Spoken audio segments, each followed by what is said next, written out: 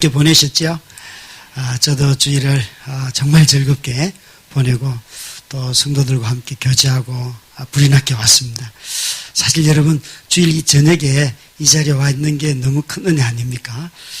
이런 혹시 감격에 빠져보신 적 있으실 텐데, 아니 하나님이 내 마음에 어떻게 들어와 계실까? 성령님 우리 내주하신다고 그러잖아요, 그렇죠? 그 크신 분이 어떻게 내 안에 들어와서 그렇게 잘 참고 계실까? 이런 생각. 성부, 성자, 성령 중에서 제일 겸손한 분이 우리 주님 같지만, 사실 예수님은 얼굴이라도 우리가 봤잖아요. 얼굴이라도 있지만 성령님은 얼굴이 없는데, 얼굴이 없어도 항상 누구를 높이는가 하면 예수님을 높이고 하나님을 드러나게 하고 자기는 숨긴단 말이에요. 그것도 우리 안에 계시면서. 여러분 이 성령님이 얼마나 겸손한지. 아니 성령이 내 안에 들어와서 계셔.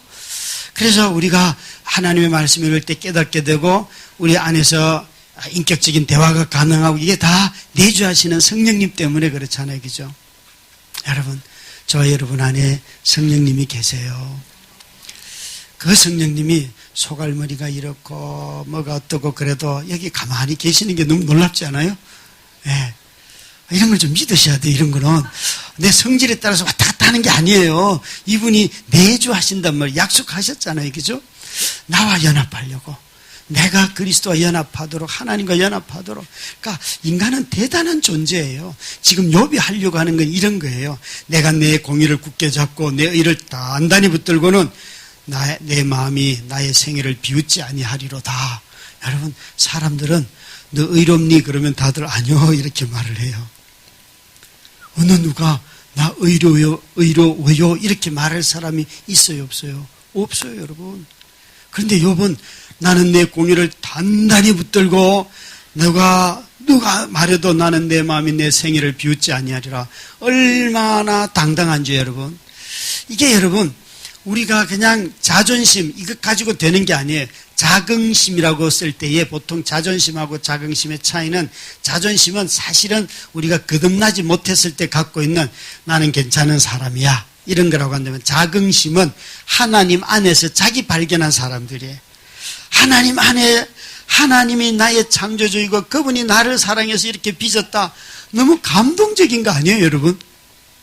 그죠? 여러분 자기 일을 보면서 언제 막 나 너무 잘생겼어부터 시작해서 내 인생 너무 멋있어. 혹시 그런 감격에 빠져보신 적 있으세요? 늘 이것도 모자라고 저것도 모자라고 막 자기를 비난하기 바빠요. 제가요 여집사님들하고 이렇게 대화를 하다 보면 자기가 자기를 비난한 줄 모르는 여집사님들이 계시더라고요. 입만 열면 남편이 잘못했고 막 뭐라고 하더라고요. 여러분도 한번 보세요. 제가 여기 지금 남자분들에게 한번 먼저 물어볼게요. 여러분들에게 물을 텐데, 하나님이 이런 선택은 할 일은 없어요. 그런데 제가 설교를 돕기 위해서 묻는 거예요. 하나님께서 여러분에게 오셔가지고 남자들이 대답해봐요. 결혼하신 분들. 너에게 너희 부모와 살래, 너의 아내와 살래 이렇게 말하면 둘 중에 누구를 택할래 이렇게 물으면 남자분들, 나는 제 아내를 택하겠습니다. 혹시 손 들어봐요. 자, 손 내리시고. 젊은 분들이 대체로 자, 나는 마누라는 버리고 부모와 살겠습니다. 손 들어주세요. 부모님 다 돌아가셨어요. 이 손을 전혀 표시를 안 하는데, 그래도 조 목사님이 잘 가르치셨어요. 한 대여섯 분이 들었어요. 조 목사님을 비롯해서. 굉장히 의지적인 결정은 아니죠. 굉장히 두려워 떨면서 아내를 보면서 손을 드는 한두 명의 남자들이 있었어요. 굉장히 염려가 됩니다. 집에 가서 웃지도 않고 손을 들었다고 또 따질 거예요, 분명히. 막 즐거운 표정이 아니었기 때문에. 이제 자매들에게, 아내들에게 물을게요. 하나님이 여러분에게 선택의 기회를 주시는데, 이 남자하고 살래, 애하고 살래. 자, 남자하고 살겠다, 이 남자하고 살겠다, 손 들어주세요. 또 한 5명 들었어요. 그 다음에 애하고 삽니다. 빨리 마음의 소리를 듣고 따라하세요. 마음의 소리를. 나머지는 애도 없고 남편도 없고 그죠? 지금 거의 다 싱글로 사시는 분들이에요. 참 우리가요, 여러분, 이게 한국 사람들은 늘 가정의 중심은 부부라고 말을 해도요, 머릿속에서는 그게 들어와 있을지 몰라도 남자들은 항상 가정의 중심은 부모다, 내 부모다 이런 마음이 있고요, 여자들은 자식이다 이 마음이 딱 들어앉아 있어요. 가정의 중심은 하나님이 만들 때 부부잖아요. 부부, 그죠? 또 아니에요. 보니까 표정이 목사님 직장입니다, 내 꿈입니다 뭐 이러고 있어요. 아니요, 가정의 중심은 부부예요. 부부만 서로 사랑하면요, 가정의 모든 문제는 해결이 됩니다. 자식을 걱정하지 말고요, 부부가 사랑하세요. 근데 부부 사랑의 핵심이 뭡니까? 자식은 시간이 지나면 이별이에요. 독립이에요. 하나님이 자녀를 기를 때 목적은 때가 되면 얘들아 떠나보내라예요. 그죠? 그래서 결혼을 빨리 하는 게 최고 좋아요. 그래야 독립하는 거잖아요. 결혼하고 난 뒤에 손자 손녀 데리고 오면 얘야 나는 6.25 사변 때도 혼자 살았다. 넌 6.25 사변도 아닌데 왜 데리고 오냐, 나가라, 이렇게 해야 되는 거예요. 용돈이라도 받으려고 그걸 받아들이면 안 되는 거예요. 왠가 하면 부부가 갈등하면서 고통을 당하면서 막 씨름하면서 가정을 운영해 가야지만 부부 사이에 뭐가 생겨요? 친밀함이 생기는 거예요. 연합이 생기는 거예요. 근데 대부분 이걸 다른 사람이 대신해 주거든요. 그러면 갈등이 조금만 오면 다 털어지는 거예요. 부모와 자식은 때가 되면 이별하는 존재예요. 독립하는 존재예요. 그런데 부부는요, 시간이 지날수록 붙는 존재예요. 그죠? 한 몸, 한 마음, 한 뜻. 그러니까 여러분, 쉬는 초가 깨소금이 솟아나는 게 아니고 70 되었을 때 이렇게 아름다운 석양을 보면서 자기 배우자 손을 잡고 청바지 입고 이렇게 걸어가는 부부들이 멋있잖아요. 그죠? 그런 거 좀 해요. 부부는요, 죽을 때까지 연합하는 존재예요. 이 연합이라는 말이 성적인 연합도 있지만 인격적인 연합도 있고 정서적인 연합도 있고 많지 않습니까?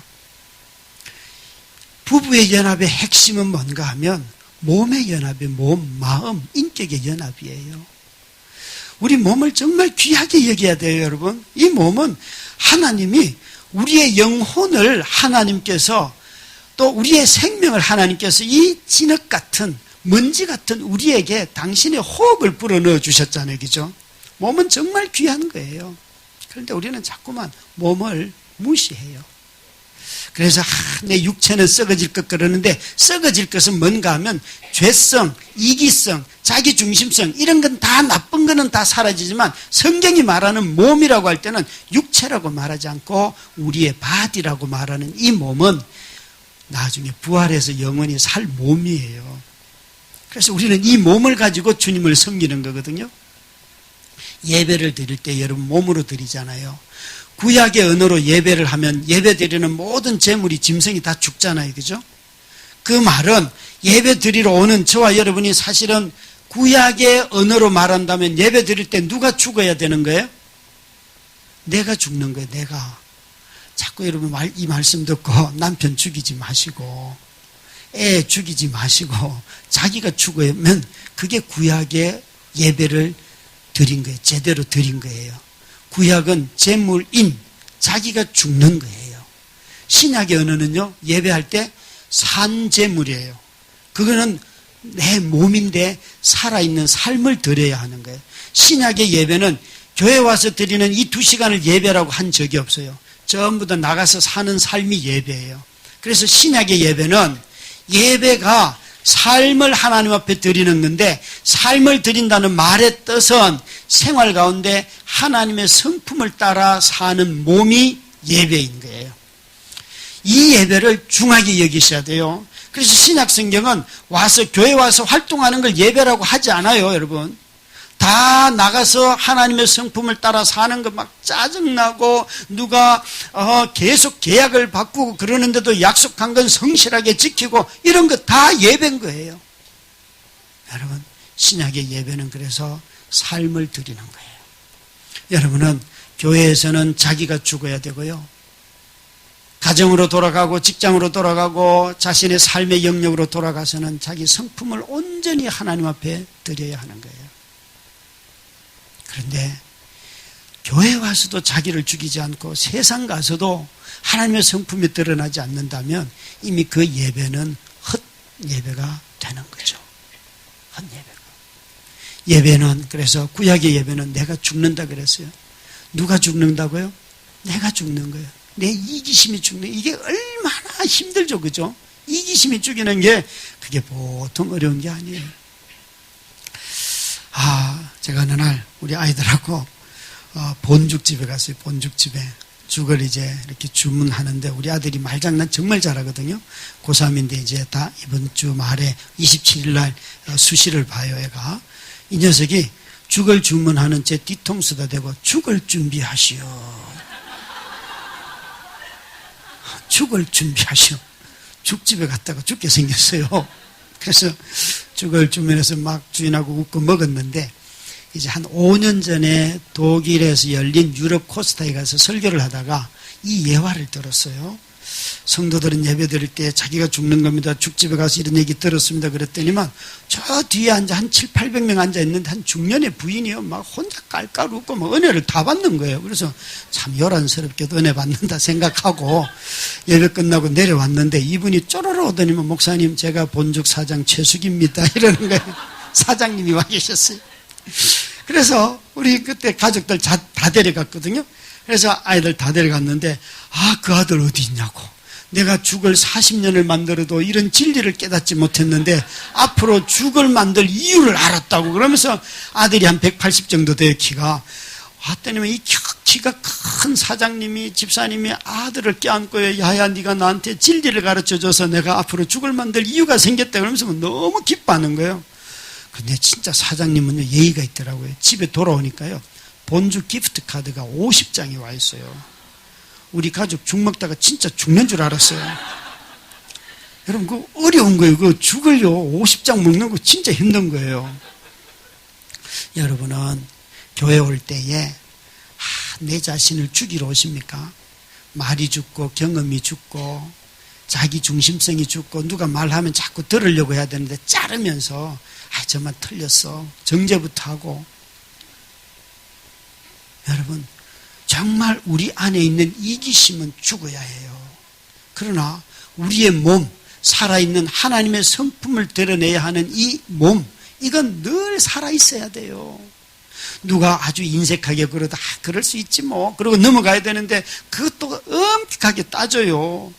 재직히 하다가 저 이런 꼴도 봤어요. 목사님, 우리 그 주일날 오는 그 노숙인 돈 주지 마세요 이러는 거예요. 왜요? 그러니까 그 우리 교회 앞 계단까지 올 때는 뛰어오고 계단 올라올 때 다리 절면서 와요. 그러니까 교회가 속으면 안 돼요 이러는 거예요. 그래서 제가 굉장한 분별력이 있으시네요. 그 돈 1,000원 아껴서 뭐 하려고요? 돈 2,000원 아껴서 뭐 하려고요? 하나님의 돈은 그렇게 쓰면 안 됩니다. 그 돈 아껴서 뭐 하려고요? 그 사람은 속여서라도 먹고 사니까 다행이네. 여러분 어떻게 생각해요? 여러분은 너무 교회 와서 똑똑한 척 좀 하지 마요. 그 돈 1,000원, 2,000원, 3,000원 아껴서 뭐 하려고요? 그 노숙인들 속여서라도 살면 되잖아요. 생명이 더 귀한 거 아니에요? 또 이렇게 똑똑한 분들이어도 대단히 많아요. 자기애가 충만한 분들. 여러분, 제발 주방에서 일하는 사람들 열심히 일하고 난 뒤에 이거 얼마 들었어? 그러면 얼마 들었는데 그러면 이거 저쪽 가서 사면 얼마인데 왜 거기서 사가지고 그럼 네가 일을 하지 왜 남을 시켜요? 저 재직하다 이런 이야기하면요, 여기에 일할 사람이 있으니까 다음 주에 아무도 부엌에 들어가지 마세요. 2분만 일합니다. 저 그렇게 회의해요. 사람에게 일을 맡기는 것은 방법이고 뭐고 다 맡기는 거예요. 그리고 일을 했으면 그 사람도 힘들게 한 거예요. 그 사람이 내 기준에는 안 맞을지 몰라도 교회 안에서 정해놓은 일반적인 기준, 교회가 어떤지 형편 다 알기 때문에 자기 나름대로 다 마음 쓰면서 해요. 잘했다 그렇게 말해야 되는데 그걸 또 저기 가면 더 싼데 왜 이 여기서 사가지고 교회 돈을 어쩌고 저쩌고. 자기가 낸 것도 아니에요. 여러분, 저와 여러분이 우리의 성품 안에, 우리의 몸에서 자꾸 하나님의 사랑이 흘러나와야 되잖아요. 그렇죠? 그죠?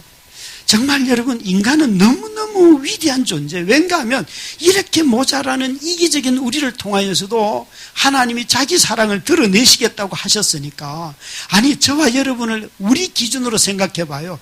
우리 기준으로만 봐도 우리 안에 뭐 선한 걸 주실 것 같아요? 안 주실 것 같아요, 여러분? 그런데 하나님은 일절 변함없이 우리에게 당신의 은혜를 주시잖아요. 그죠? 얼마나 귀한 건지. 그래서 디모데전서 4장 3절 4절 5절에 보면 하나님이 지으신 모든 것이 선하심에 이것을 감사함으로 받으면 버릴 것이 없나니 말씀과 기도로 거룩해진다 그랬어요. 여러분, 자녀들이 핸드폰 가지고 놀면 저놈의 새끼가 핸드폰 가지고 맨날 게임만 한다고 핸드폰 깨부신다 이런 얘기 하죠. 그죠? 자, 제가 물어볼게요. 여러분, 핸드폰이 문제예요? 애 마음이 문제예요? 이거 잘 판단하셔야 되는데, 핸드폰이 문제예요? 그거 절제 못하는 애 마음이 문제예요? 그럼 애 마음을 깨부셔야지 왜 핸드폰을 깨부셔요? 예? 부모가 애 마음을 잘 가르쳐야죠. 여러분, 물건은요 다 제대로 쓰면 아무 문제가 없어요. 술 제대로 쓰면 정말 좋은 음식이에요. 아멘 좀 해요, 형제들아. 이럴 때 자유하지. 여보, 저 목사님이 그랬단 말이야. 절제하며 쓰면 술은 너무너무 좋은 음식이에요. 아멘을 진짜 안 하시네. 우리 교회는 이렇게 하면 그래도 몇 명 저한테 막 동정, 목사님 감사해요 그러고 막 저보고 막걸리 먹자 그러는 성도들이 있다고요. 그래서 가끔 한잔 해요, 여러분. 뭐가 문제예요? 진짜 여러분 잘 모르시는데, 아시면서 지금 집에 냉장고에 한 병씩 다 있죠? 예, 이제 끝나가면 걸해서 가서 이제 또 이렇게 한잔 하면서 또 이렇게 하는 거예요. 제가 우리 아이들 가르칠 때 사춘기가 되면 얘들아, 딱 두 가지가 생각나는데, 다른 성이 그리워지고 그 다음에 술, 담배가 생각난다. 그래서 성에 대해서는 교육을 평소 많이 해왔어요. 그래서 이제 좀 절제를 하는데 술, 담배가 참 이게 어렵잖아요. 아이들이 호기심이. 그래서 늘 아빠 생각에는 술, 담배 둘 다 안 하는 게 나는 최고 좋다고 생각한다. 그런데 네가 선택을 만약에 둘 중에 한다면 그냥 술 처먹어라. 담배는 피우지 마라. 이게 막 혈액과 막 호흡기와 뇌에 막 영향력이 너무 많이 끼치니까. 근데 우리 아들 어느 날 학교에서 띵동 벌점 학교 오세요. 그런데 담배 피웠다고. 목사 자식이, 그죠? 목사 새끼가 말이지. 그래서 학교에 갔어요. 가니까 쌤하고 둘이 앉아가지고 뭐 요즘 청소년들이 어쩌고 저쩌고 둘이 한참 막 수다 떨다가 왔어요. 그래서 이제 애가 오길로, 야, 오늘은 아빠가 화를 안 낸다. 그러니까 우리 심야 영화 보러 가자. 그러니까 아빠 진짜지 이러는 거예요. 심야 영화 보고 이제 1시쯤 끝났는데 데리고 오면서 같이 오면서, 그래 담배 피워보니까 어떻지? 그러니까 앞으로 안 피울 거예요 이러는 거예요. 그래서 그럼 뭐 안 피우지 뭐 네가 피우겠냐? 저는 아이가 말하면 믿어요. 끝났어요. 그 다음에 애가 피웠을까요? 안 피웠을까요? 남의 자식을 그렇게 의심하십니까, 여러분? 안 피워요. 안 피워요. 안 피워요. 근데 이제 작년에 8월 14일 날 밤에 제가 어느 다른 교회 수련회 설교 인도하고 말씀 전하고 1시에 집에 도착했는데 그때 아무도 없고 우리 아들만 집에 있었어요. 자기 학교 친구 한 명, 교회 친구 한 명 딱 데려와가지고 집에서 치맥을 하고 있는 거예요. 아빠가 불시에 들이닥친 거예요. 우와, 애가요, 후다다닥 애들이 막 당황해 하는데, 괜찮아, 얘들아. 오늘 내가 너무 지쳤으니까 나 잘 테니까 너희들 빨리 정리하고 가라. 그리고 이제 자고는 다음날 또 설교하러 가면서 이걸 어떻게 교육할까 하다가 제가 한 2시간 뒤에 이제 아이에게, 네가 술이 먹고 싶은가 본데, 오늘 저녁에 아빠가 이 설교 끝나고 집에 들어가면 12시쯤 되는데, 내가 우리 동네에서 제일 맛있는 수제 맥주를 사갈 테니까 아빠를 기다려라. 그럼 아빠한테 이걸 배우면 좋겠다. 그러니까 이놈이 답이 오기를요. 아빠, 저를 깊이 이해해 주셔서 감사합니다. 이렇게. 저는 이해한 게 아니에요.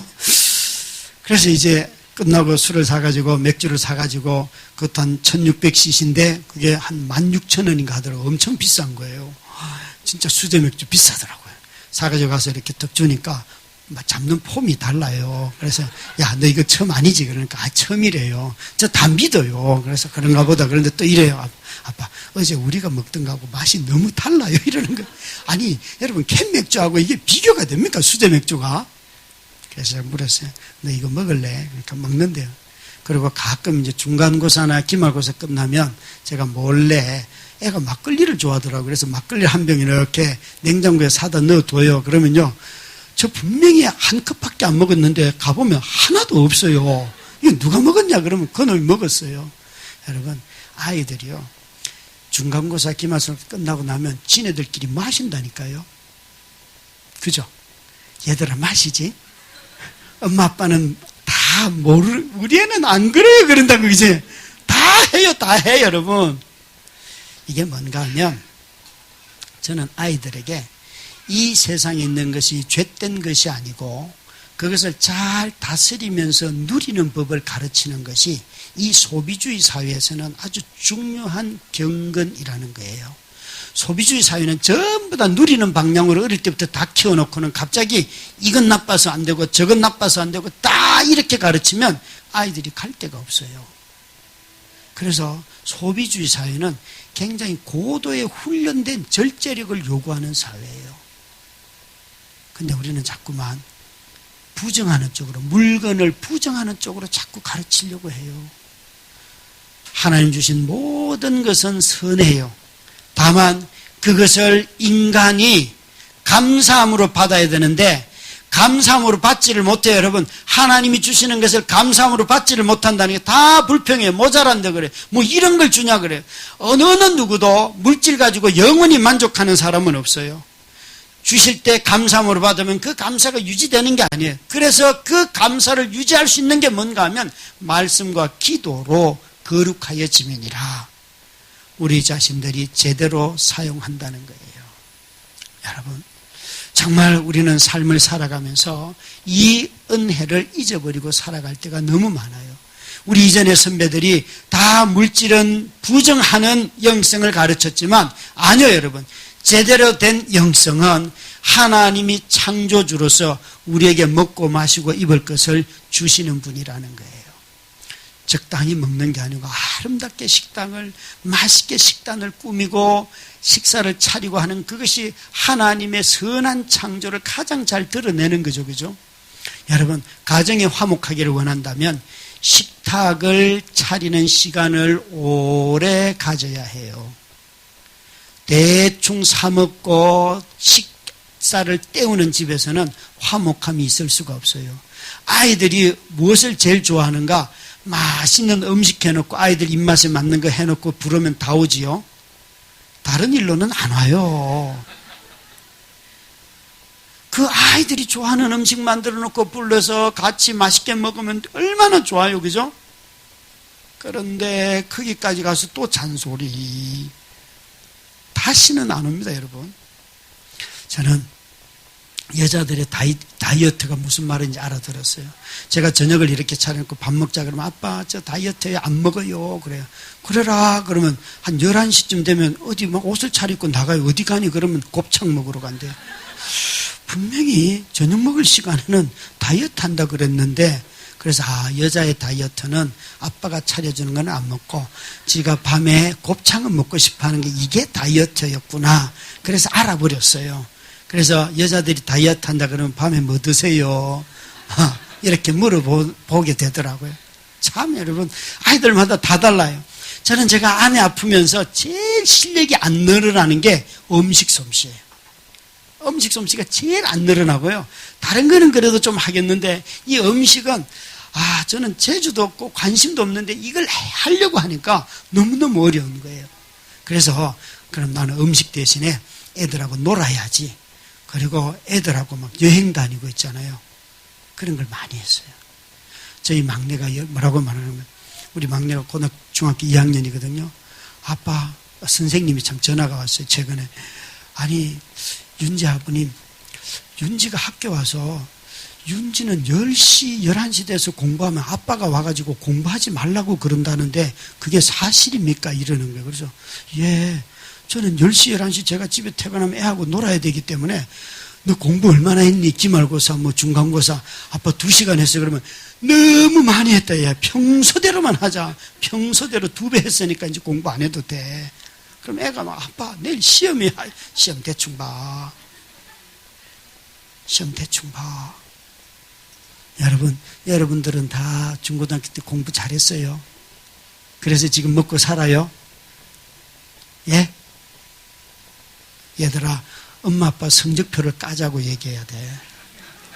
엄마, 중학교 때 성적표, 너 중학생은 중학생 때 성적표, 엄마 아빠 성적표 보여달라 그래. 그래서 그 성적표만큼만 공부하면 돼. 더 이상 할 필요가 없어. 어차피 있잖아, 얘들아. 공부로 먹고 사는 게 아니고 하나님의 공급하시는 은혜로 살아요. 좀 하면 좀 해요. 참네. 그렇더라고요. 하나님이 몸을 만드신 하나님이 우리가 어떻게 살 수 있도록 만드시고 하나님이 우리에게 정말 가정의 화목함이 무엇을 통해서 오는지 식탁을 통해서 와요. 예수님이 천국의 모습을 제일 많이 보여준 건 식탁이에요. 다 초대해가지고, 그죠? 갚을 능력도 없는 사람들 다 초대해서 식탁의 아름다움으로 천국의 모습을 제일 많이 보여줬잖아요. 누군가가 밥을 같이 먹는다는 것은 그 사람을 받아들인다는 뜻이고 차별하지 않는다는 뜻이에요. 여러분, 교회에 오늘도 점심 먹을 때 식판 딱 들고요, 딱 앞에 누가 보고 당신 아니에요. 자기가 좋아하는 사람 자동으로 찾아간다니까요. 그건요, 이미 관계도가 다 정해져 있어요. 그래서 다음 주부터는 식사할 때요, 줄 선 대로 그냥 앉아 드세요. 그럼 밥이 안 넘어갈 거예요. 이 사람이 뭐라고 생각하는지 불안해가지고 막. 그렇다고요. 아시겠어요? 식판을 드는 순간 내가 누구와 먹어야 될 때가 딱 정해져요, 사람들은. 그런데 의식적으로라도 그걸 바꿔야지만 함께 즐거워하는 교회가 되는 거예요. 즐거워하는. 참, 이 교회도 여러분 예배 시간에 말씀 듣는 것보다 밥 먹는 시간이 제일 즐겁기를 바랍니다. 저도 설교 어마어마하게 많이 해봤는데요, 제 설교 듣고 기억 남는 인간은 없고요, 제가 밥 사준 건 다 기억해요. 그래서 제가 알았어요. 설교보다 밥을 많이 사주자. 그거 다 기억하더라니까요. 목사님이, 사모님이 언제 밥 했습니다. 그거 다 기억해요. 여러분, 조 목사님한테 5년 전에 들었던 설교 기억나는 거 있어요? 없죠? 왜 그런 줄 알아요? 여러분, 목사님은 우리 목회자들이 먹이는 이 영의 양식은 그냥 기본 양식이에요. 그건요, 가만히 먹고 있으면 은근슬쩍 잘 자라고 있는 거예요. 그것 가지고 기억할 필요 없어요. 근데 정말 음식은요, 기억할 만해요. 그 사람과 함께 교제를 하는 거기 때문에. 교제를 하는 거기 때문에. 하나님이 우리 몸이 얼마나 중요한지, 하나님이 지으신 모든 것이 선하다. 모든 것이 선하다. 여러분, 저는 여러분들에게 정말 여러분들이 이런 모든 하나님의 창조된 먹는 것들로부터, 누릴 수 있는 것들로부터 자유하시길 바랍니다. 마음껏 누리시길 바라요. 마음껏. 제가 우리 성도들에게 자주 하는 말이, 나는 천국에 가서 메시한테 축구 배우는 이야기는 벌써 했잖아요. 그죠? 나는 그게 기대가 된다. 천국의 잔디밭에서 메시한테 공주 가지고, 야, 나 좀 가르쳐줘. 와, 이거 영원히 얼마나 즐겁겠어요. 여러분, 천국에 가면 강아지가 있을까요? 없을까요? 여러분, 그 천국에 가서 그럼 뭐하고 놀려고 하세요? 그냥 하나님 얼굴 보고 맨날 둘이 이렇게 얼굴만 보고 그러실 거예요? 하나님의 선한 창조라는 것은 창조 자체가 문제가 아니었잖아요. 인간의 타락이 문제였잖아요. 그래서 하나님이 새 창조를 하실 때에 세상을 다 바꾼 게 아니잖아요. 예수 그리스도 안에서 인간의 거듭나는 것이 새 창조의 핵심이잖아요. 그리고 이제 망가진 세상은, 인간에 의해서 망가뜨려졌던 세상을 종말에 다 하나님이 회복시키시는데 더 아름답게 멋있게 회복시킨다는 거예요. 여러분, 천국에서는 음식을 먹을 때에 탐욕 없이 즐거워하면서 먹을 수 있는 거, 이 상상이 되십니까? 탐욕 없이 맛있게 같이 먹는 법. 저는 상상이 안 돼요. 어떻게 탐욕 없이 인간이 먹을 수 있을까?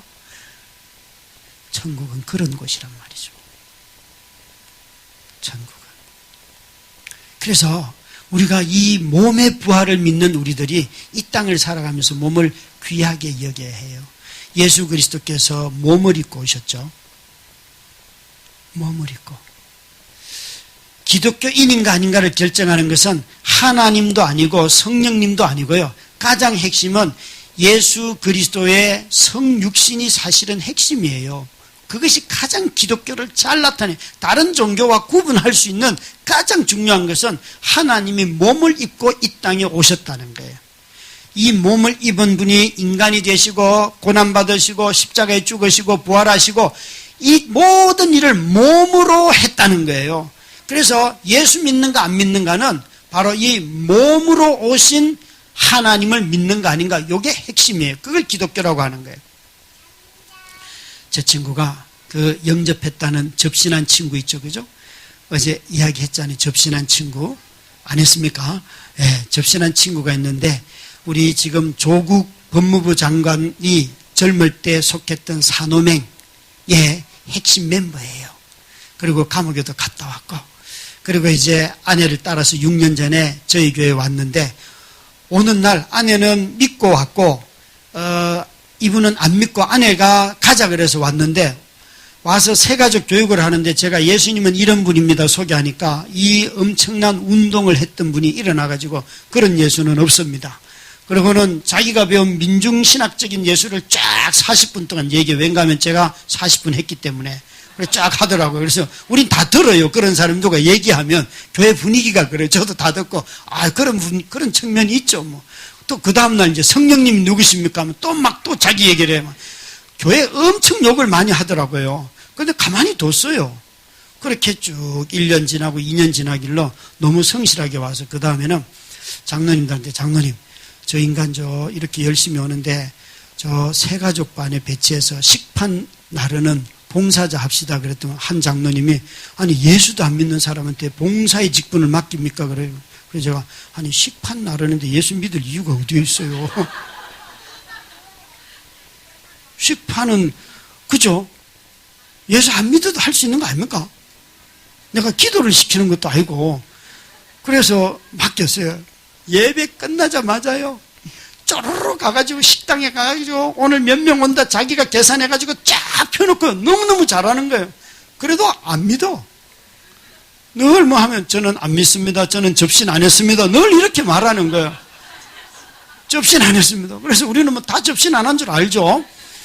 예배만 끝나면 저를 불러가지고, 김 목사님 한잔 할래요? 그러면 오늘 땡기는데 갑시다. 그러면 이제 한 잔 사주고 그래요. 제가 또 사주기도 하고, 제가 해외 집회 갔다 오면 양주 사와가지고 몰래 주고 막 이런 거 다 소위 야유로를 먹여야지 회심해요. 근데 이제 그런 시간들이 쭉 지나가잖아요. 작년에 5월 달에 태풍이 왔어요. 평택에서 5층짜리 건물을 이렇게 자기가 공사를 맡아서 하는데, 그 밤에 하루 종일 외벽에 다 돌을 붙였는데 그 밤에 폭풍이 들이친 거예요. 그러면 이게 굳기 전에 비가 오면 다 떨어지니까 위험하잖아요. 밤에 두 부부가 내려가서 안전 펜스를 치고는 오고 가는 차나 사람들이 여기 위험하다고 오지 말라고 밤새도록 지킨 거예요. 그리고 아무 사고 없이 끝났어요. 그리고 한 2주쯤 지나니까 아내가 와서 어떤 얘기를 하는데, 그 일이 있고 난 뒤에 그 다음날 이 남편이 술이 고래망태가 돼가지고 들으면서 아내 이름을 부르면서, 누구야? 하나님은 없어! 그러더라는 거예요. 그래서 왜? 그러니까 내가 그날 밤에 무슨 기도했는 줄 알아? 그러더래요. 그래서 내가 알지. 아내가 참 지혜로워요. 알지, 당신 수고한다고 수고했다는 말 듣고 싶지 않았어. 그러니까 맞다고. 자기는 이 접신도하는 인간이 이렇게 기도했다는 거예요. 하나님, 내가 정직하게 살려고 애쓰는 인간인데 이 밤에 나타나서 음성으로 너 진짜 수고한다 이 말 한마디만 내 귀에 들리면 나 오늘 여기서 예수 믿을게요. 이렇게 자기가 하나님께 말씀을 드렸는데 하나님 그 밤에 아무 말씀도 안 하셨다는 거예요. 이제 그 얘기를 저한테 하더라고요. 그래서 제가 그 다음 주에 오길래 누구시 내가 아내한테 이런 얘기 들었는데 하나님은 그렇게 믿는 게 아니에요. 하나님을 믿는 방법을 당신이 정하는 게 아니고 하나님이 정해 주셨는데 그걸 계시라고 하는 거예요. 계시는 내가 하나님 음성 듣고 싶으면 듣고 버리고 싶으면 버리고 그런 게 아니에요. 내가 경험하고 싶은 방식으로 하는 게 아니고 하나님이 자기를 보여주고 싶은 방법으로 깨달아야지만 하나님을 알 수가 있는데 그분이 바로 예수 그리스도예요. 음성으로 들리는 게 절대 아니에요. 예수 그리스도를 통하여서만 하나님을 알 수가 있어요. 이분이 알아들었는지 못 알아들었는지 모르겠어요. 그런데 올해 5월쯤 3월쯤 이러는 거예요. 김 목사님, 내가 이 교회 6년을 다녔는데 이제는 믿든지 말든지 한번 결정을 해야겠어요. 그러면서 성경을 한번 읽고 자기 끝내겠대요. 좋다고. 제가 그럼 매주 당신 집에 갈 테니까 한 주 동안 성경을 읽고 나한테 질문을 해라. 내가 답할 수 있으면 하고 못하면 당신이 알아서 하고. 저는 그런데 별로 신경 안 써요. 그냥 대답할 수 있는 것만 하면 되잖아요. 그죠? 나머지는 하나님이 알아서. 갔더니만요, 한 주만에요, 모세 5경을 다 읽어버려요. 그래서 5월에 시작했는데 9월 딱 마치니까 계시록 끝났어요. 근데 놀라운 건요, 성경을 읽다가 사무엘에 가서 딱 부딪혔어요. 사무엘을 향하여서 엘리 제사장이 예언할 때에 사무엘서 2장 16절 17절에 이 아이가 태어나서는 시대의 고통을 이 아이가 느낄 것이며 나의 존전에서 그 말을 딱 듣고는 시대의 고통이라는 단어가 이 사람은 노동운동을 하던 사람이기 때문에 시대의 고통, 거기서 눈물이 팍 터지고 밤 정말 엉엉 울면서 시대의 고통 운 거예요. 갔더니만 막 눈이 벌게 가지고 막, 김 목사님, 하나님이 어떻게 말씀하시는 거예요? 그러면서 자기가 성경 읽다가 운 이야기를 쫙 하는 거예요. 그게 바로 하나님 말씀하시는 소리요. 그랬더니만, 그러면 자기에게는 하나님 말씀했다는 거예요. 그런데 그 다음 주에 갔더니만요, 이 사람은 유물론자예요. 유물론은 과학적인 근거가 있지만 하나님은 존재 증명이 안 되기 때문에 이거는 비합리적이다. 이게 그 머릿속에 꽉 박혀 있는데 그 자기 집 책꽂이에 아내가 갖다 사놓은 과학시대의 그리스도인들의 응답이라는 우종학 교수라는 분이 쓴 책을 제목이 딱 보이는 순간 꺼내서 읽기 시작했는데 5시간 만에 그 책을 다 읽었어요. 읽고는요, 어느 한 문장 줄을 쫙 껐어요. 뭔가 하면 우종학 교수님이 이렇게 정리를 했어요. 하나님의 존재를 또 증명할 수 없기 때문에 전제를 받아들여야 되고 유물론의 물질도 그 존재는 증명할 수 없기 때문에 전제를 받아들여야지만 과학적인 가설이 형성이 됩니다. 그래서 유물론이든지 신존재 증명이든지 간에 전부 다 믿음으로 시작하는 겁니다. 전제를 수용한다는 측면에서 여기를 줄을 쫙 긋고는요, 자기가 지금까지 믿었던 유물론이 믿음 위에 섰다는 것에 충격을 먹거든요. 이렇게 딱 한 문장을 적어놨어요. 나는 오늘부터 하나님을 믿기로 선택한다. 저는요, 완전 전율하는 줄 알았어요. 완전 전율. 정말 이 친구가 회심하기까지 긴 6년 동안요, 첫 번째 그 집에 신방을 가니까요, 가려고 하니까 목사님, 나는 믿지도 않는데 우리 집에 왜 옵니까? 오지 마세요 이러는 거예요. 그 아내가 믿는데 그러니까 그러면 아내만 만나면 되지 왜 우리 집에 오냐는 거예요. 그러면서 아내하고 집 앞에서 커피숍에서 만나고 가래요. 그래서 제가 아니 그럼 그 집에 가려면 뭘 하면 돼요? 그러니까 나하고 친구하면 되죠 이러는 거예요. 그럼 친구합시다 그랬어요. 그러고는 이제 나를 잡고 신방을 갔어요. 저는 무슨 의미인지도 모르고 그냥 그 사람 붙잡고 싶어서 친구합시다 그러고 갔더니만 토요일날 저녁에 딱 밥상을 차렸는데 기도하고 딱 숟가락을 들려니까 목사님 친구한다 그랬죠? 이러면 예. 그러니까 그러면 친구의 예의를 따르시오. 뭔지 아시겠죠?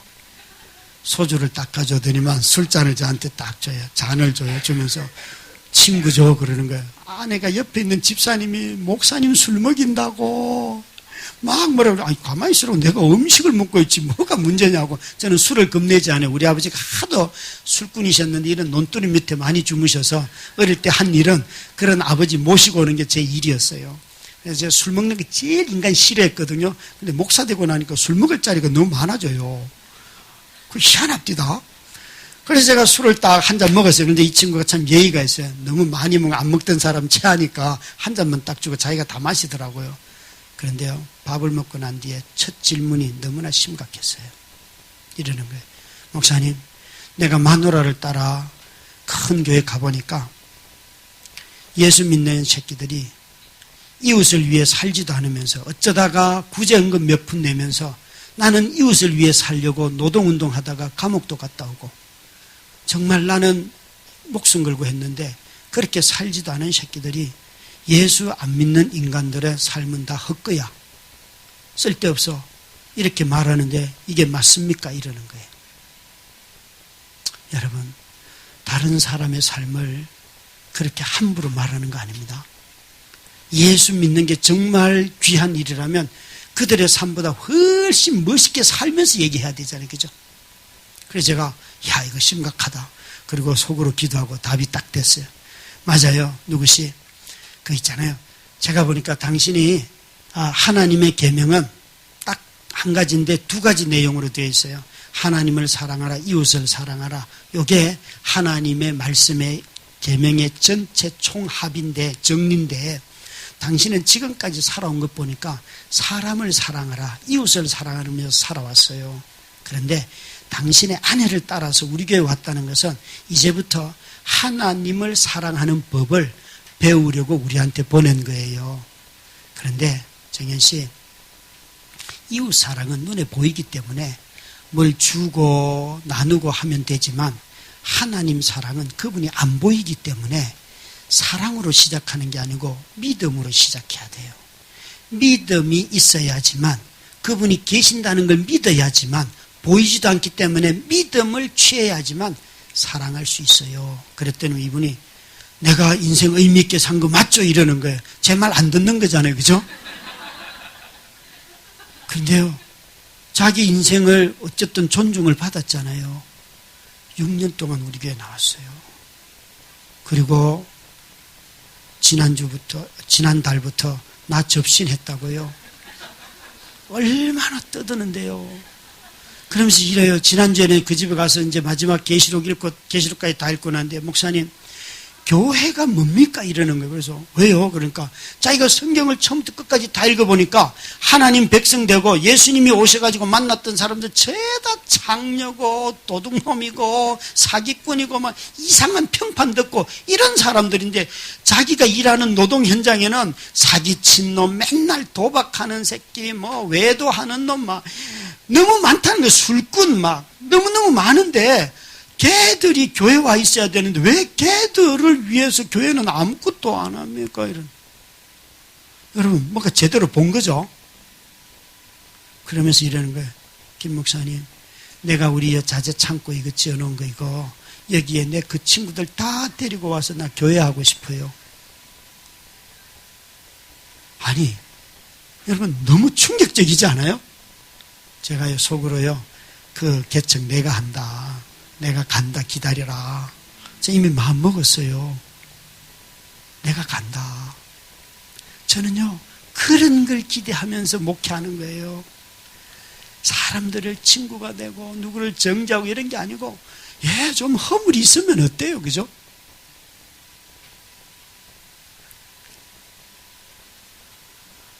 여러분 하나님이 나를 받아주셨는데 내가 좀 욕먹으면 또 어때요? 그죠? 언제든지 가난한 사람들, 병든 사람들 편에 서는 거. 마태복음 25장에 보면 예수님이 마지막 심판의 날에 왼쪽 오른쪽에 염소와 양으로 구분하는 거 심판 알죠, 그죠? 그때 염소와 양으로 구분하는 사람들의 특징이 뭔가 하면 둘 다 똑같은데 헐벗고 굶주리고 억울하고 병들고 가난한 사람들을 그냥 도와준 줄도 모르고 도와준 사람들은 양에 속하고, 자기가 거절했는 줄도 모르고 거절한 사람들은 염소에 속하고 심판을 받는다는 거예요. 그러면서 주님이 하시는 말씀이, 너희가 그때 헐벗고 굶주리고 병든 사람 도와줬느냐? 그게 바로 나였다 그래요. 여러분, 오늘도 우리 앞에는 어마어마한 우리가 섬기는 그분이 지나갔어요. 마지막 종말의 시대에 하나님이 임재하시는 모습은 능력자의 모습이 아니에요.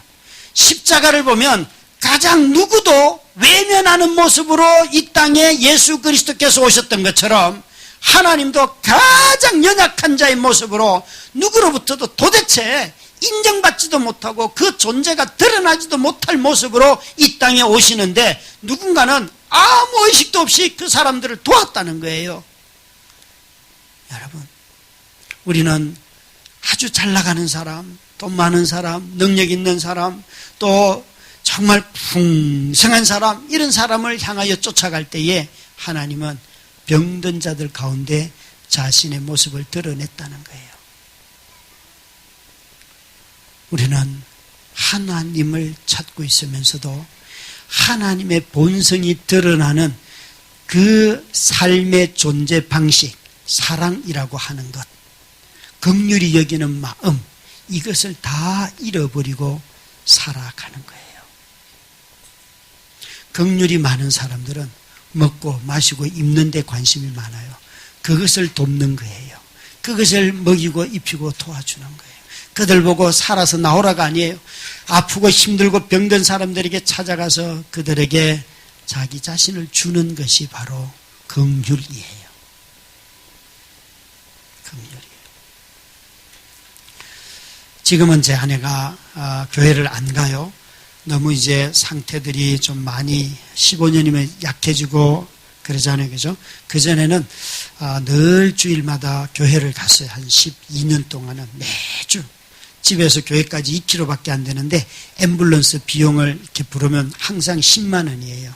그러니까 1년에 52주 하면 그것만 해도 어마어마하죠. 그죠? 그래서 언젠가는 봉고차를 개조를 해가지고 합법적으로 아내를 제가 태우고 다녀서 이동 침대를 사서 그렇게 한 적도 있어요. 근데 이제 주일날 교회 갔다 오면 아내가 이 후두가 열려있기 때문에 폐렴이나 감기가 쉽게 찾아. 이거 아무리 해도 먼지도 많고 그러니까요. 그러면 그 주일 끝나고 집에 오면 저는 제일 고달픈 시간이 시작이 돼요. 가래를 빼주고 막 거의 석션을 해야 되고 잠 못 자고 기저귀 갈아주고 거기다 감기나 폐렴까지 오면요, 이건 정말 감당이 안 돼요. 근데 어느 날 그런 날이 왔어요. 그래서 밤에 한 3번째쯤 기저귀를 갈아주다가 잠도 못 자고 그러겠죠, 그죠?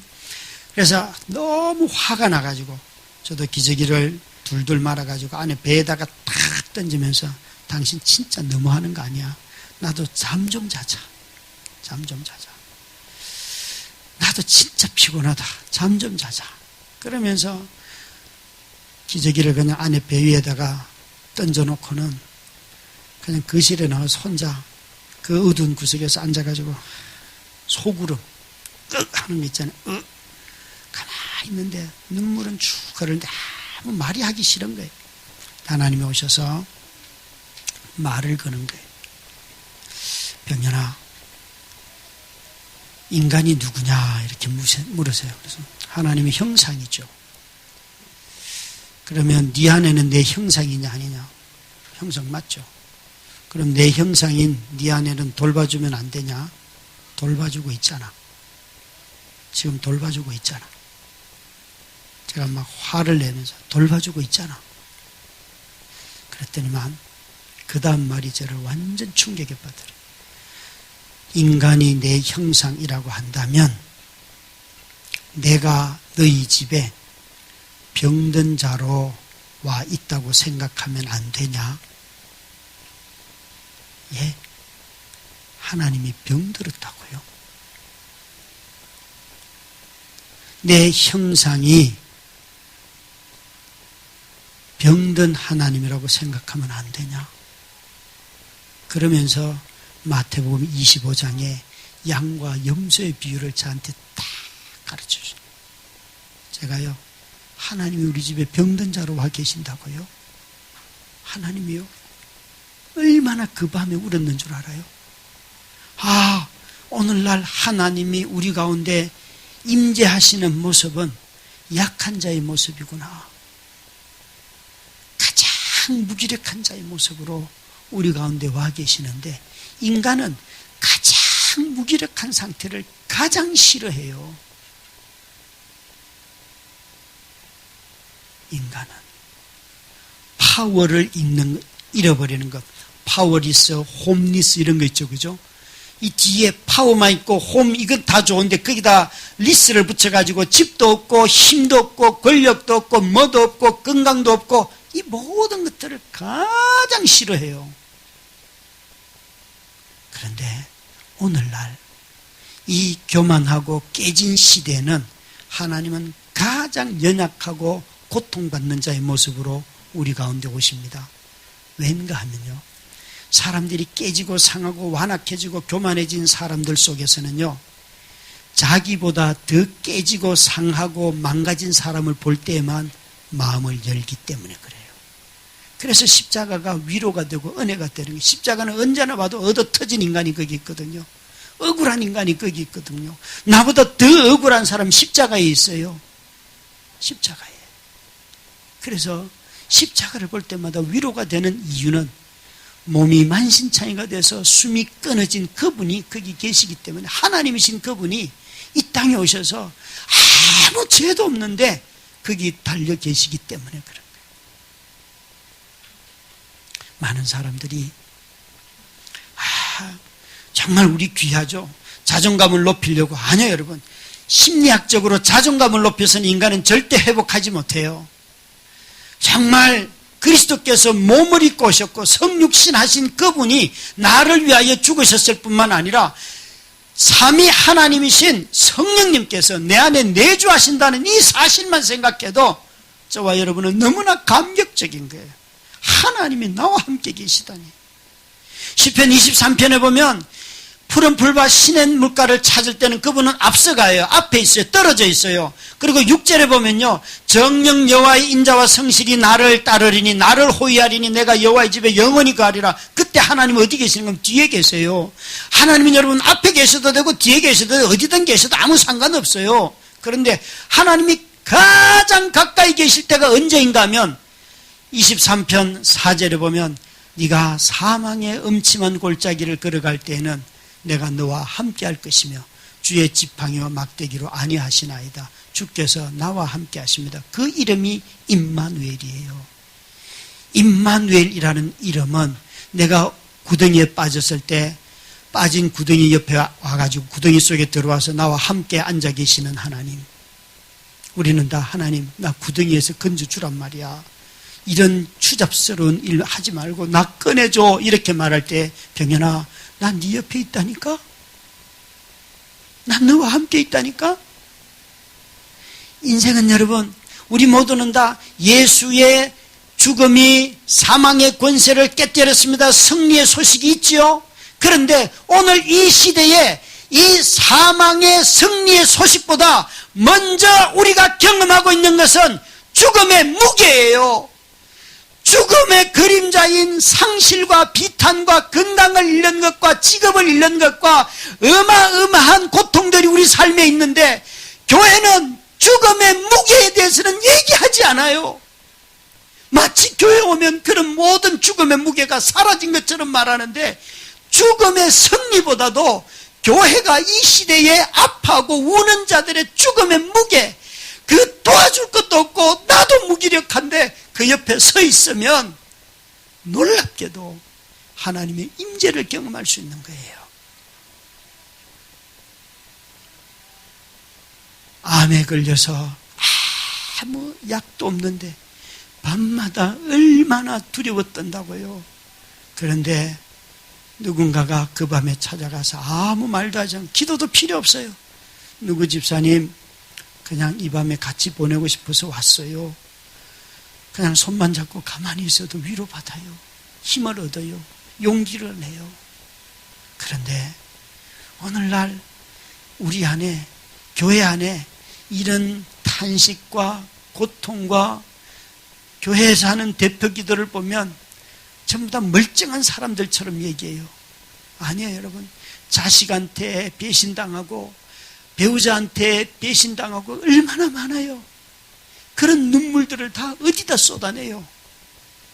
하나님 앞에 쏟아내지 않기 때문에 신앙을 항상 비신앙적이고 비현실적으로 말하는 이유가 거기에 있는 거예요.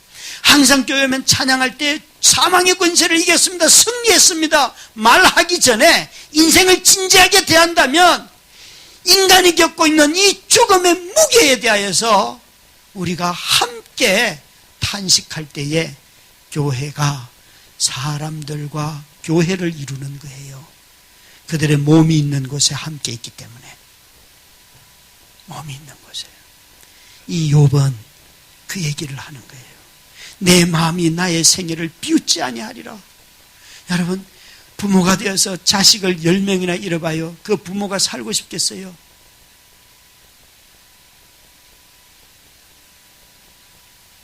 다윗은 10명의 자녀 중에서 4명이 서로 간의 형제 간의 싸움으로 죽잖아요. 그죠? 그럴 때 자기가 제일 사랑했던 압살롬이 죽었을 때 압살롬아 압살롬아 얼마나 탄식합니까? 그런데 욥은요 10명이 죽었어요. 여러분 10명이 죽은 부모가 인생을 어떻게 살겠어요? 그건 재산 잃는 거하고는 얘기가 안 되는 거잖아요. 그런데 욥은 살아있잖아요. 하나님 앞에 따지잖아요. 친구들이 뭐라 그러면 말하잖아요. 이 사람은 정말 경건한 사람이에요. 자기의 깊은 탄식을 다 토로하는 거예요. 그래서 그가 하는 기도는 딱 하나예요. 나는 하나님 보고 싶어요. 난 하나님 보고 싶어요. 사랑하는 복음 충신교회 성도 여러분, 오늘 이 복음은 우리 조 목사님이 잘 정리해놓은 그 복음의 강좌, 그 복음은 이 탄식할 자리가 없는 이 시대에 탄식할 공간을 만드는 거예요. 만들고 나는 내 생애가 하나님 앞에 있기 때문에 시편 8편 5절 4절 말씀으로 한다면 하나님이 온 세상을 만들 때에 가장 존귀한 자로 하나님보다 조금 못한 자로 인간을 만드셨기 때문에 비록 내가 형질이 흙이라고 해도 하나님이 만든 이 고귀함이 내게 있습니다. 그래서 그는 놀라워했던 거예요.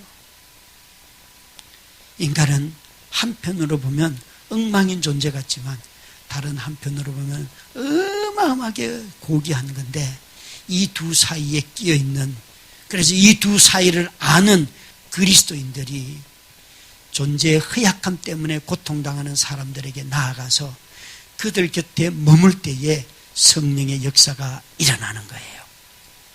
사람을 살리는 거예요. 예수님이 베드로 보고 이렇게 말했어요. 요한복음 21장 18절에 보면 베드로야, 젊어서는 네가 네 마음대로 다녔지만 나이가 들어서는 네가 원치 않는 일을 할 거고 사람들이 너를 끌고 다닐 거야. 베드로는 소위 말하는 수제자잖아요. 그죠? 그가 수제자인데 자기가 점점 나이가 들고 경륜이 깊어지고 그러면 다른 사람들을 부리는 자리가 돼야 되잖아요. 그죠? 다른 사람들에게 끌려다닌다는 거예요.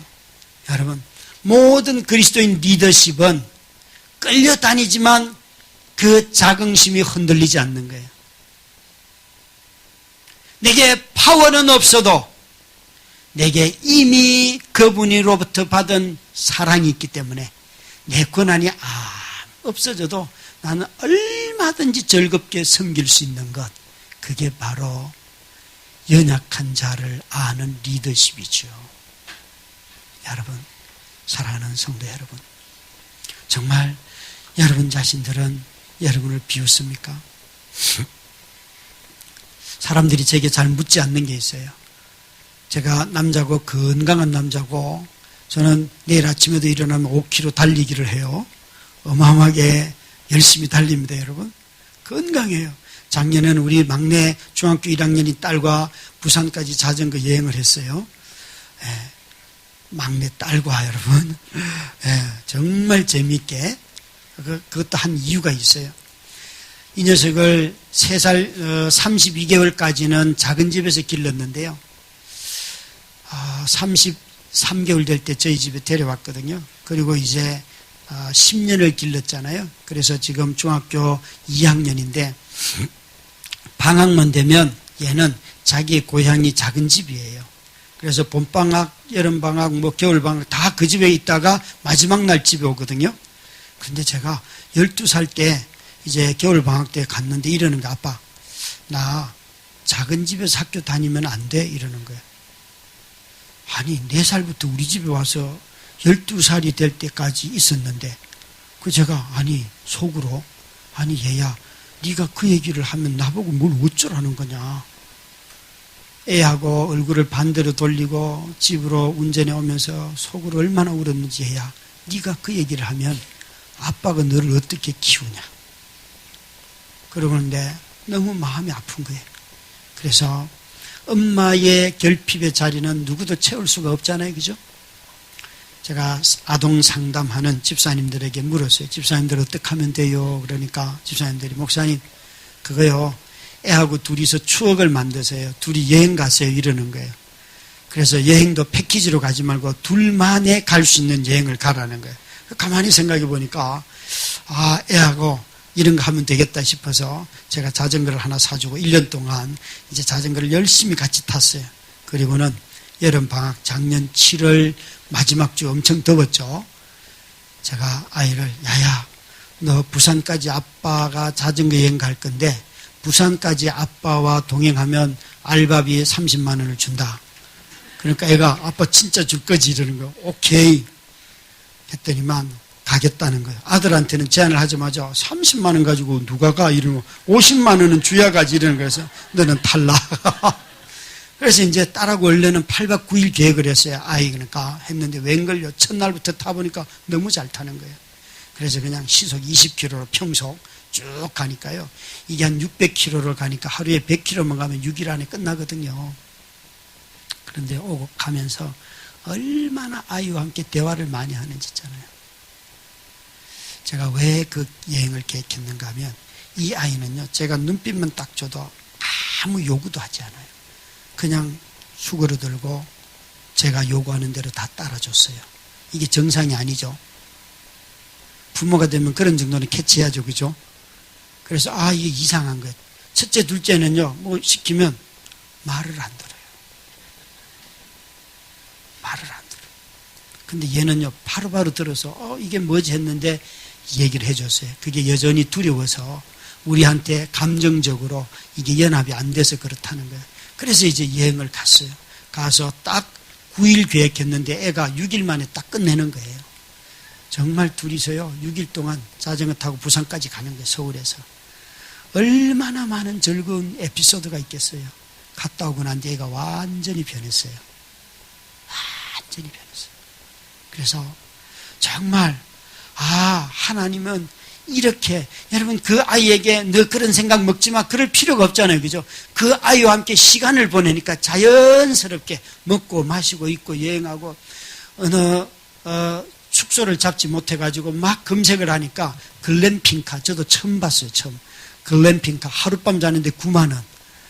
와 너무 아름다운데 애가요 여자애가 너무 좋아하는 거예요. 가니까 막 침대가 다 있고 욕조가 다 있고 텔레비전 막 그런데 그게 텐트예요. 또 나이트는 얼마나 은은한지 여자들도 약하잖아요. 불빛에. 아빠하고 가놓고는 너무 좋아가지고 애가 막 여러분 인간은요 반드시 자연이 필요하고 환경이 필요하고 그걸 누리는 게 필요해요. 이 결핍이 모자라는 것은 부모가 그 기회를 안 줘서 그런 거예요. 아이가 다 회복이 돼서 너무 자신감이 넘치고 얼마나 즐거워하는지 저는 그걸 보면서 너무 기뻐요. 너무 기뻐요. 사랑하는 성도 여러분, 여러분 성도들이 모이는 자리에 먹고 마시고 입는 것이 늘 충만하기를 주의 이름으로 축원합니다. 인간은 너무너무 귀한 존재예요. 기도로 대신할 수 있는 게 아니에요. 그죠? 구역 모임을 해도 소그룹 해봐도 먹는 게 있어야지, 입이 열려야지 마음이 열리잖아요. 그죠? 리더들이요, 여러분 성경 공부 준비 안 해도 돼요. 먹는 것만 준비하면요 다 자기들이 알아서 열어요. 그런데 거꾸로 하니까 뻑뻑해요. 진짜 그렇습니다, 여러분. 내가 준비할 능력이 안 되면, 시간이 안 되면, 여유가 안 되면 너무 부담스러워 돌아가면서 또 준비해도 되잖아요. 그죠? 예, 여러분, 먹고 마시는 것이 즐거운 공동체가 사람을 존중하는 공동체가 되는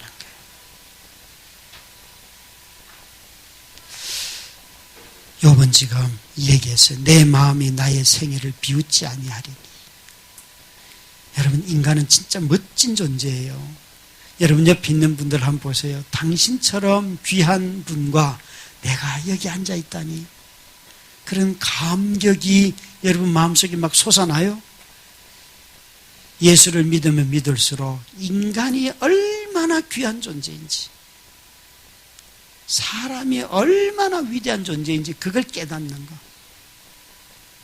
결혼한 부부들은 다 이렇게 하면, 당신이 나와 살아주는 게 너무 고마워, 이렇게 해야 되는데, 내가 너하고 살아준다, 이렇게 말하더라고요. 아니요, 여러분.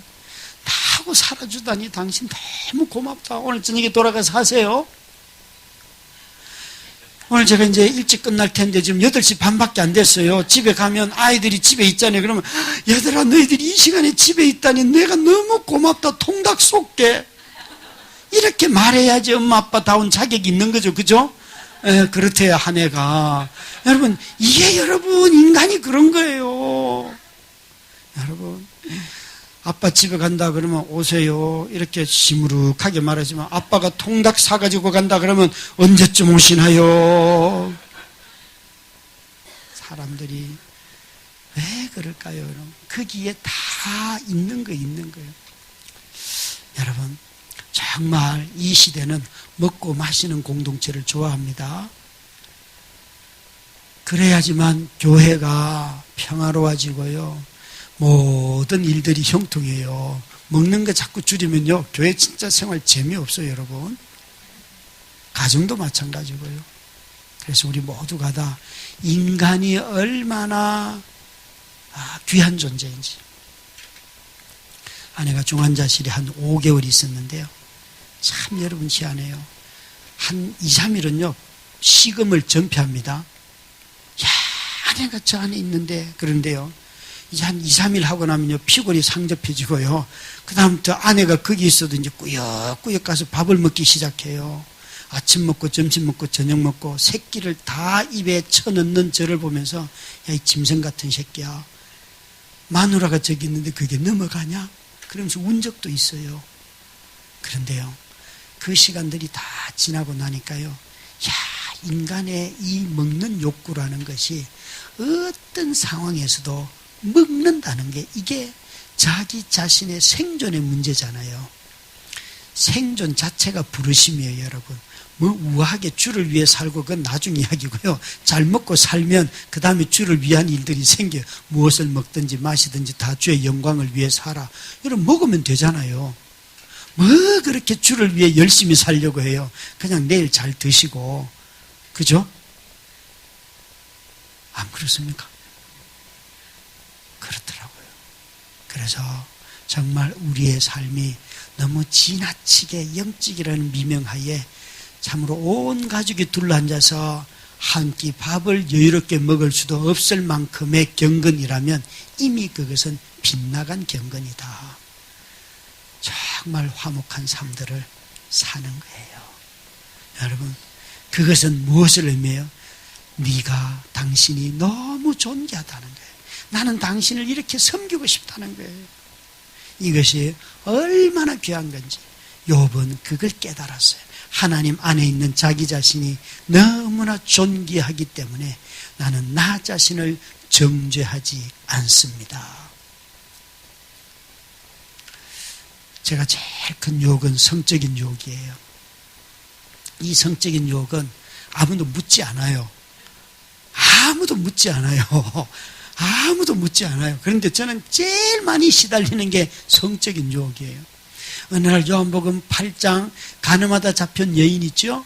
설교 준비를 하는데 성령님께서 병현아 너 용서받았다 이러는 거예요. 제가 당신은 나를 용서했는지 몰라도 나는 내가 용서가 안 돼. 왜 내가 그 밤에 아내를 데리고 교회에 가서 작정 기도를 하느라고. 첫 번째 뇌경색은 제가 아무런 한계 없어요. 그거는 질환이 찾아왔지만 두 번째 화상을 입고 다리를 잃은 것은 청년 대학생 5,000명 모이는 수련회에 제가 강사예요.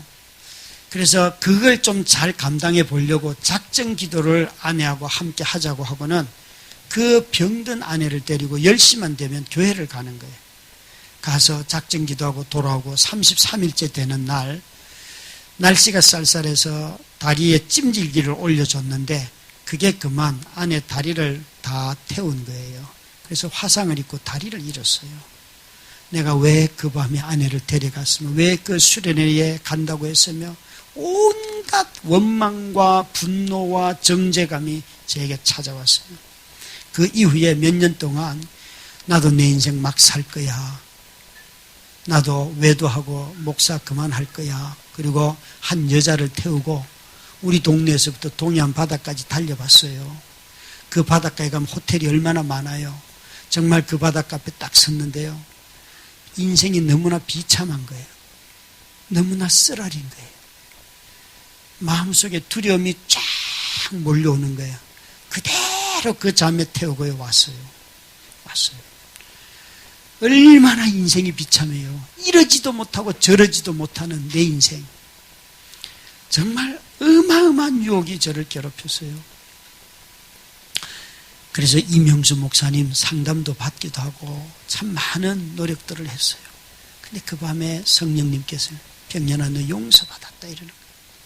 제가요, 당신은 나를 용서했는지 몰라도 나는 내가 용서가 안 돼.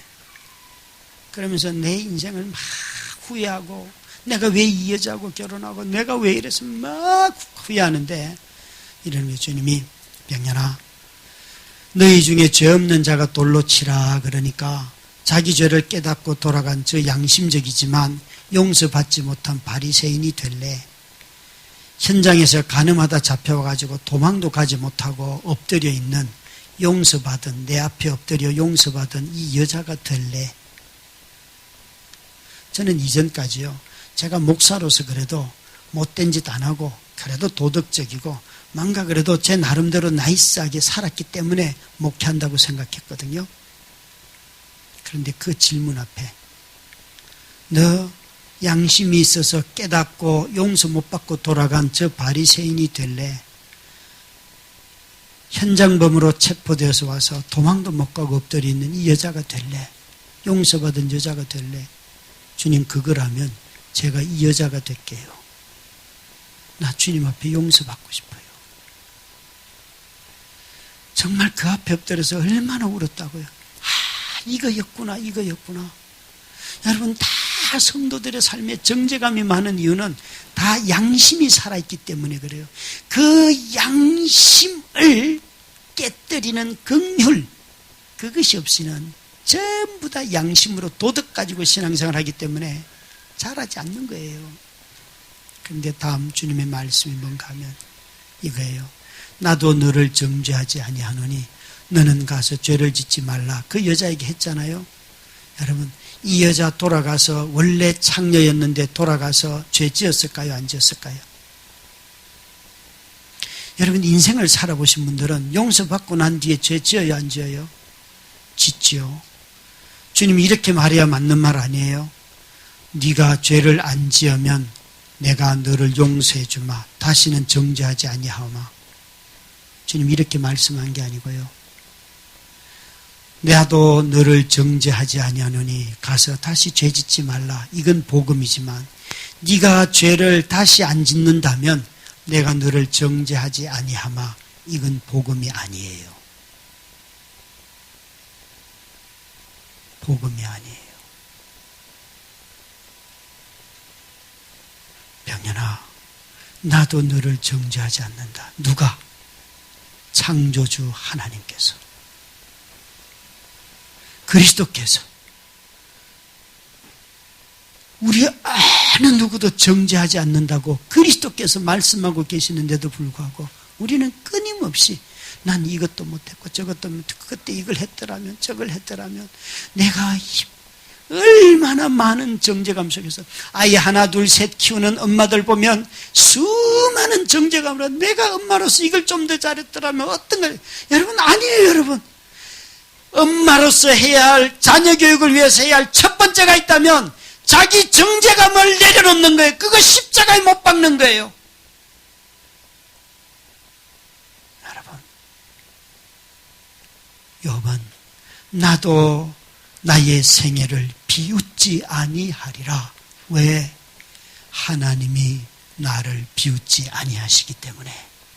여러분의 생애에 누가 비웃더라도 나는 나를 비웃어도 하나님이 나 안 비웃어 결코 여러분 그 말에 동의하지 아니하시고 이 주님의 놀라운 자유의 복음이 여러분의 생애 가운데 충만하기를, 그래서 우리 모두가 자유하기를, 나는 이렇게 행동하고 저렇게 행동하고 난 이렇게 해야 돼 저렇게 해야 돼, 그거로부터 자유하시기를, 하나님 앞에 와서 나는 하나님 존재가 깨진 사람이고 행동으로 하나님의 기준이 미치지 못해요, 주님이 나를 받아주신 그것만으로 난 너무 기뻐요.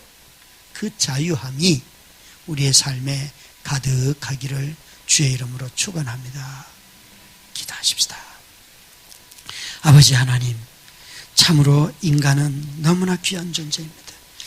누구도 우리를 정죄할 수 없도록 그리스도 예수께서 우리에게 은혜 베풀어 주셔서 너무나 고맙고 감사합니다. 이 주님이 주신 이 복음의 은혜가 복음 충신교회 모든 성도들과 그 가족들과 그 자녀들과 그리고 이들이 살아가는 삶에 만나는 모든 사람들과 싱글들과 사별한 분들과 이혼한 분들과 각종 질병에 걸려있는 모든 분들에게 이 자유함이 넘치게 하여 주시옵소서.